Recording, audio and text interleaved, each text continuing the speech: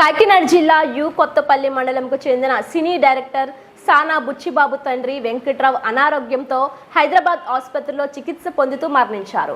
అంత్యక్రియల నిమిత్తం ఆయన పార్థివ దేహాన్ని స్వగ్రామమైన యు కొత్తపల్లి తీసుకొచ్చారు. సినీ ప్రముఖులు స్థానికుల సందర్శన అనంతరం అంత్యక్రియలు కార్యక్రమం నిర్వహించారు. ఈ కార్యక్రమంలో బుచ్చిబాబు గురువు ప్రముఖ సినీ డైరెక్టర్ సుకుమార్, పలువురు సినీ ప్రముఖులు పాల్గొన్నారు.